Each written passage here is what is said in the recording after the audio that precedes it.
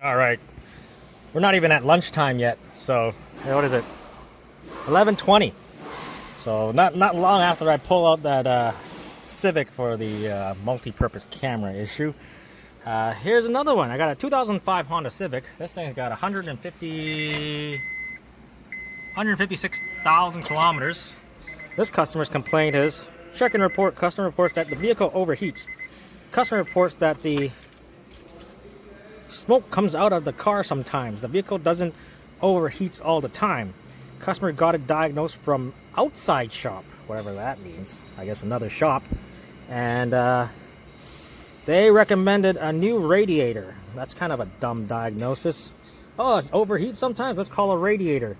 Why not check if there's coolant in there, check the thermostat's open, check your radiator fans running, you know, the simple checks, right? Rather than just call a radiator just because you're overheating or intermittent overheating. I guess sometimes you just gotta quote out a job and hopefully they don't do it and, you know, go somewhere else. So what we're doing today, we're just gonna figure out why this thing's overheating sometimes. Simple things you wanna do, run it, or actually, first thing you want to do is check the radiator, see if there's any coolant in it.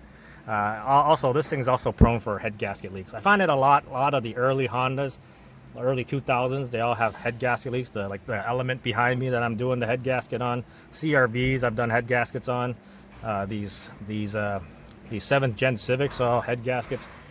But yeah, so I'm gonna check underneath the hood, make sure there's coolant in the radiator. I'm gonna run it, make sure the thermostat opens, and make sure the radiator fan's running. So yeah, well, it could just be a bad radiator fan, who knows, because it says sometimes. So if the car's moving, it's not going to overheat, but when you stop at like a stoplight, then, you know, your temperature starts climbing.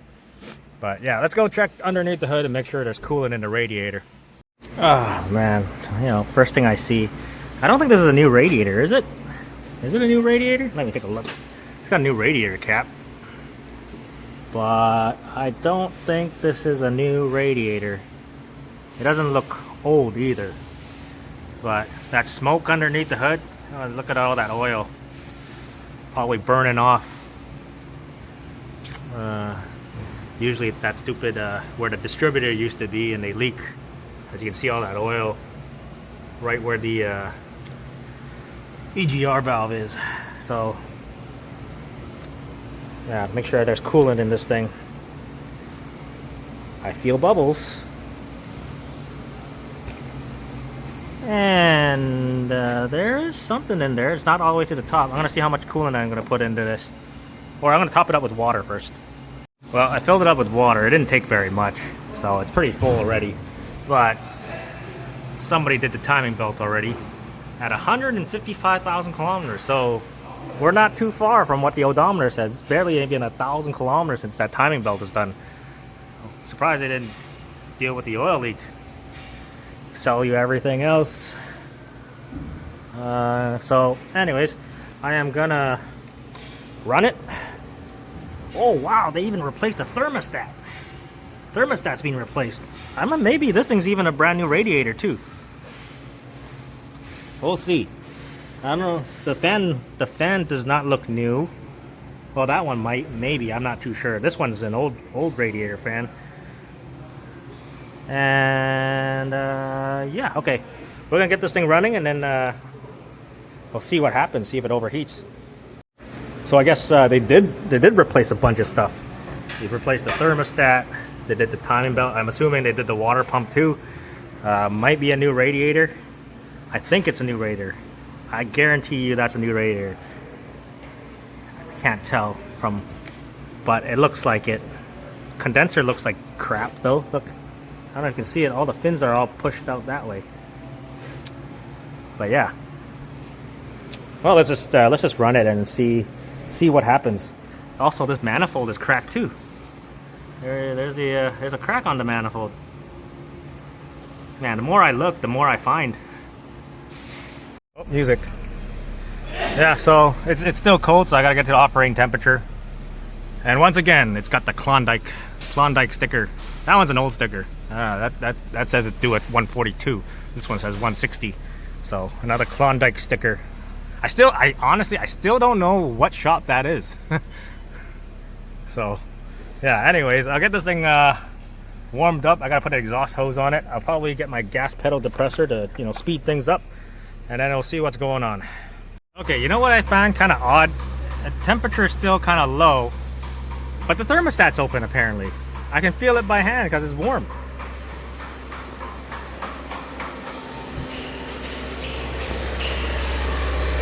Like, this hose is starting to warm up, but this bottom hose is already hot, where the thermostat is.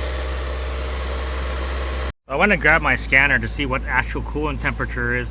It's only at 81 degrees, which I find kind of odd because the needle wasn't even halfway yet, and the thermostat felt like it was already open. So that was kind of weird. So as you can see, now it's coming up, it's 82. Usually that thermostat, I think it's a, what, 80, it opens at 8, or completely opens at 86 degrees. And then it starts opening at like 80, I can't remember. You have to see what thermostat they put in to see what the starting to open temperature is to completely open temperature. But right now it's at 84 and that thermostat is open. But before I checked, the thermostat felt like it was already open when the needle's not even halfway. So we'll see what the temperature gets at and see what it is doing while I have the scanner hooked up. They didn't even bother putting this this bracket back on. I don't even know where that goes. Maybe there or something. But it's just dangling there. I bet you they did replace that radiator. Okay, so we're about... Oh, it went back down. Okay. So the radiator fan came on and it dropped the temperature. So we know the radiator fan comes on. So I'm just going to keep on running it and then see if it still overheats.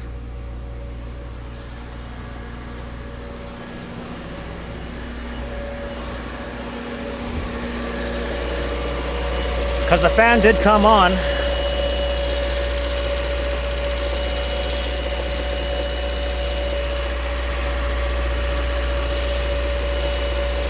Both of them went on. Want to come on again.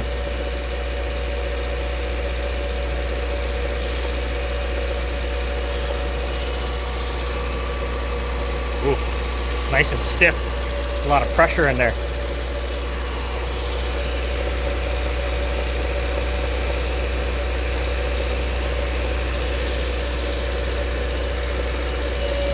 There, fan's on. Both of them are on. So that is good. So now we gotta figure out, did this customer have to top up their coolant at some point? Because our thermostat is open, and the radiator fan is kicked on. I didn't have to top much coolant there, but it's a little bit low. So I wonder if customer had to actually fill some coolant up. Yeah, fan's kicking on and then it's dropping the temperature back down. So what I'm gonna do now is I'm gonna stick my spill-free funnel on the radiator. I'm gonna wait till it cools down because I don't want a face full of coolant, and see what kind of bubbles we get out of the radiator. Because the other thing is that this thing could be having a head gasket issue. Yeah, after selling them a new timing belt, water pump, thermostat, radiator fan, and then left the oil leak. You know what I mean? While I'm waiting for my Civic to cool down, just helping our apprentice get the transmission out of this Caravan, and then the new one's over there. Okay, so it cooled down. Oh, look at that! I already see the bubbles because everything's still kind of warm, right? But it's been running for a while with it topped up. But once in a while, I get a bubble. Or wait till this thing gets back to operating temperature, because look, it's already gotten.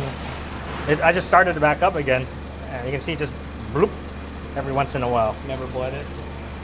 Well, I mean, like I had it running for a long time already, and then oh yeah, like timing belt done not even 1,000 kilometers ago. New thermostat housing, maybe a new radiator. I think. Yeah. Like the other one we did. Is it outbound or is it inbound? Can you go ahead? Well, I haven't taken that out yet. I just check the thermostat, make sure it's opening. The radiator fan comes on. I can see a crack because I can smell the exhaust there. There's a bunch of stuff. This one didn't have the crack lock though, did it? No. No, see, it burped again.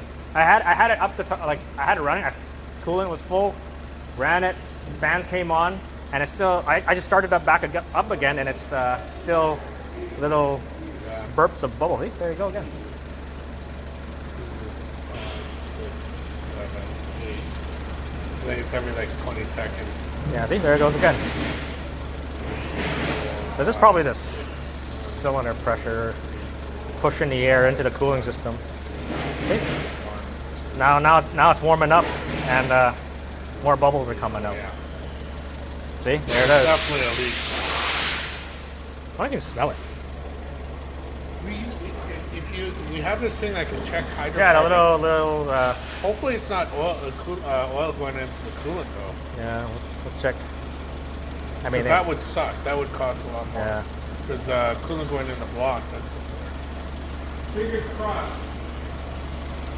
Anyways, that's our fix op manager. Just telling him what was going on. It's an 05. The other one I did was 2003, I think, but manual transmission. Yeah. See, there it goes. See, bubbles. You can see it better with when I just put water. There it goes. I'm gonna bring the idle or RPMs off idle. If I can reach the throttle gauge in here. Oh, there it is. There.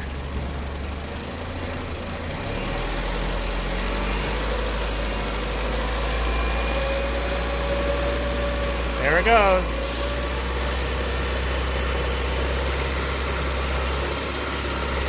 There's all the tiny bubbles, if you can see it.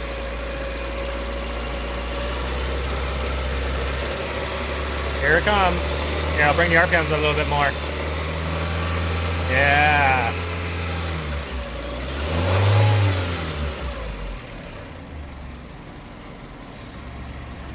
Yep. There it goes. Here, let me get a different lighting here. There's all the bubbles from your head gasket.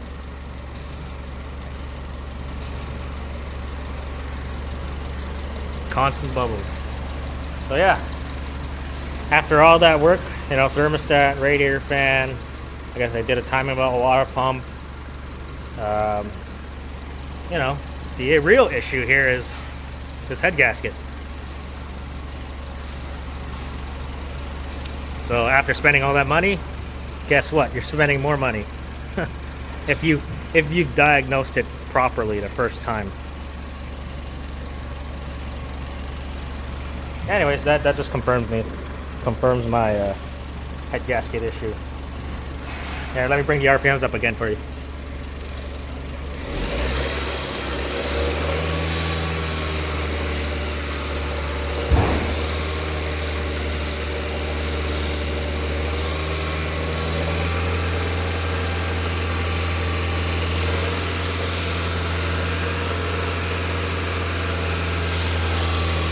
Oh yeah, there it goes.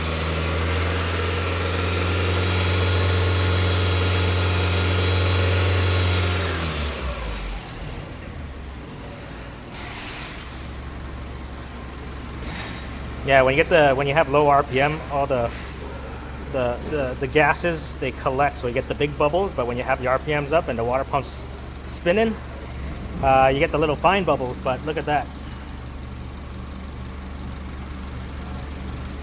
Anyways, let's see if we get the head gasket job, or maybe she wants to take it back to the place that they did all the work and the timing belt and everything. Because I still got to take all that stuff off to get the head, or take the cylinder head off.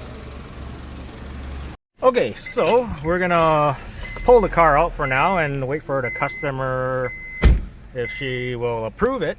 Other than the cracked exhaust manifold, I think I'm gonna borrow my coworker's welder at home. We'll take that manifold home, over to his place, and then we're gonna weld up the cracks, and then that way it's not leaking. That's usually what we do. We don't have a welder here at the dealership because we don't do that kind of stuff. But my coworker, he has his own welder in his garage at home. So we typically, when we get a crack on the exhaust manifold, we just take it over to his place and use his welder, and we weld up the cracks, and then stick it back into the car, because that thing is $2,000, well, over $2,000 for that manifold. It also has a catalytic converter on it too, so it's not cheap. So we try to weld it up and do the best we can with what we got. So anyways, we're gonna pull out the car, and then if I get the job, I will do another video on it, because when another shop works on something, you kind of want to see what they have done, like maybe stuff that they screwed up or did something. I don't know. It's not like this, when it comes from another shop, you see a lot of stuff that yeah, it's just shoddy work. Especially like they didn't even put the bolt back onto the radiator fan for the that bracket for that connector. It's just like dangling right in front of the radiator fan. So I'm gonna have to put that back on. But yeah, anyways, I'll bring you guys back to another video if I get this job. But my cylinder head for my Honda Element back there has come back, and also the exhaust camshaft too. So the customer came and picked it up. They did decline the head gasket, but they asked me to give them, or send the video that I took about the leaking head gasket, because the other shop really basically took all their money's worth of replacing all those parts, and still didn't fix the issue. So it was just a simple leaking head gasket, where that timing belt water pump could have been done while you did the head gasket. So now they've paid for the timing belt water pump, thermostat, and all that kind of stuff. You're basically paying twice to do the same job almost. So anyways, they asked me to send them the video, so I got to send it to the advisor. The advisor's going to send it to the customer, and kind of best of luck of what they can get out of that. But yeah, I should have just given them my YouTube channel. They can just watch it off that. But anyways, it was a older lady. So anyways, that's the end of that video. It's the end of the day. So actually, my cylinder head came back for this thing. I got the one exhaust camshaft because the hardening on one of these lobes are going away. If you've seen my shorts of the lobe on the one camshaft on that Honda Accord, which also has a K series motor, completely ground down. So kind of just prevent that from happening here, right? Or you'll be kind of destroying the engine, because all that metal is going to go through the engine, and yeah, there's no really saving it. But yeah, anyways, please leave a comment down below. I thank you guys for watching, and I'll see you next time.